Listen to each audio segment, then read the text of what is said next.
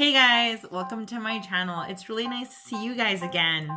Today, we're going to be doing some getting our pepper seeds ready for germination because we start them inside. So I've already done one, so I can show you what our end result will look like. It's going to look like this.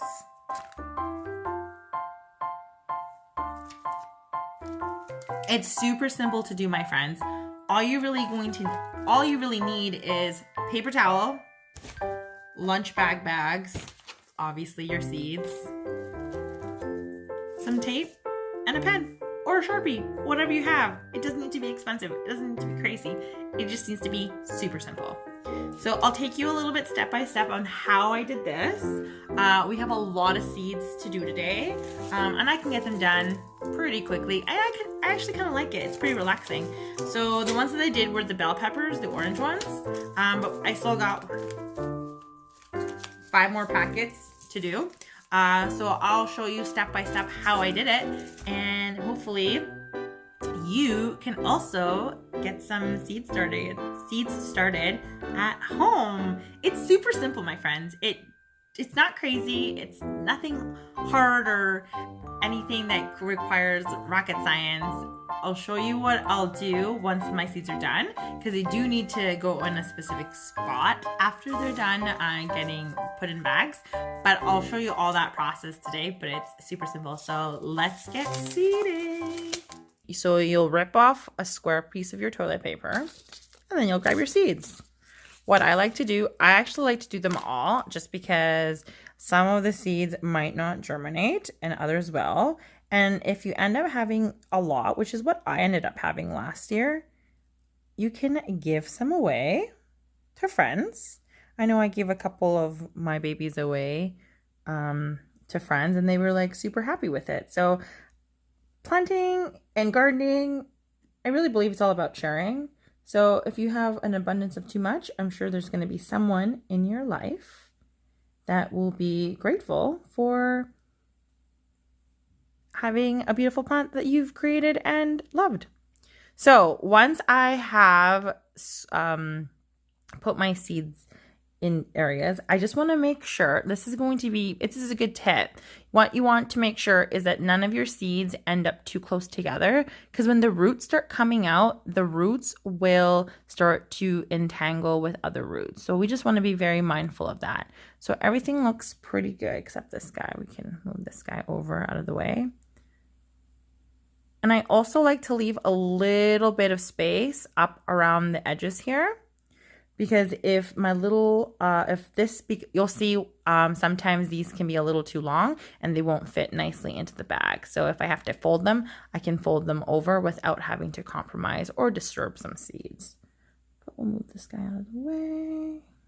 All right, so once that's done, you'll grab your mister and you will get this area nice and wet.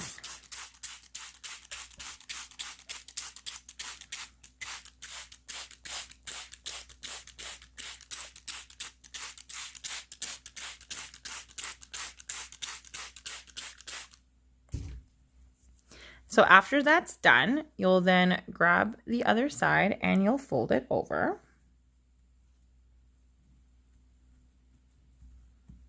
You'll pat it down.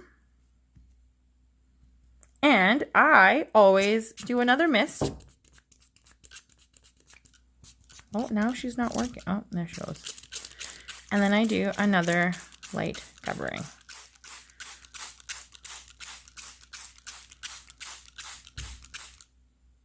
Once that's done,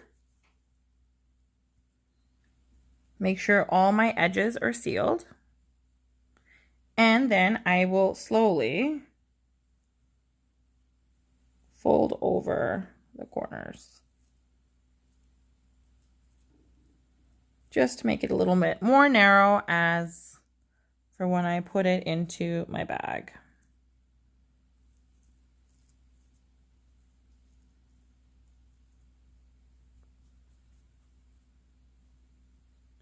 There you go, that should be good. Then it's pretty simple from here. You'll just, this is hard guys, I'm trying to film this with one hand. Then you'll grab your bag and then you'll just try to make sure The bag will, and the little packet will fit nicely into your bag. And as you can see, it definitely will. Then you put it in, and that's it. All right, so it's really that simple. Like I said, all you then have to do is put your little moist towelette in the bag.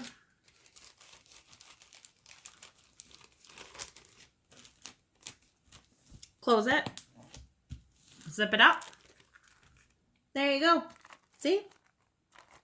Not rocket science. So after this process is done, you then will take your little packets, your little baggies, and you'll actually want to put them on any place that emits some kind of heat. So some people have old refrigerators that they'll put on top. They'll put it up against a balcony or a window ceiling. I don't have space for that since I have a beagle that likes to run around, and on occasion I'll get my boyfriend's cat that likes to root around where he should not be. So what I have is I have my greenhouse, and I have a warming mat in my greenhouse, and I will then put these guys on my warming mat, and I will tend to put a little towel over top of them just so it keeps the heat sealed in the little area, and then I will just watch them over the next couple of days to see if they sprout. I will definitely be taking you along on that journey, so we'll just go and see when that will take us.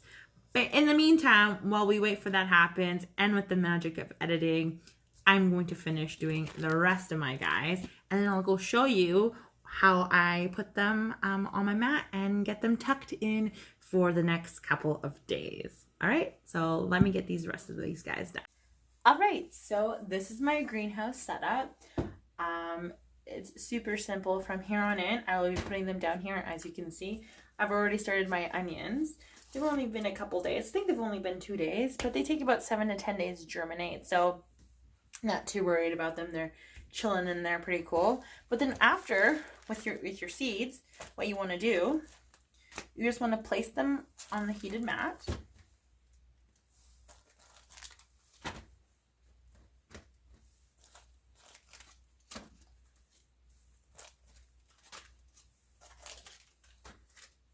Like so. Super simple, see? Simple, hey? And then I have a beagle, and she grows out of her clothes because my mom buys her clothes like crazy. So I will just be using her old clothes, and I will just be laying them over top of them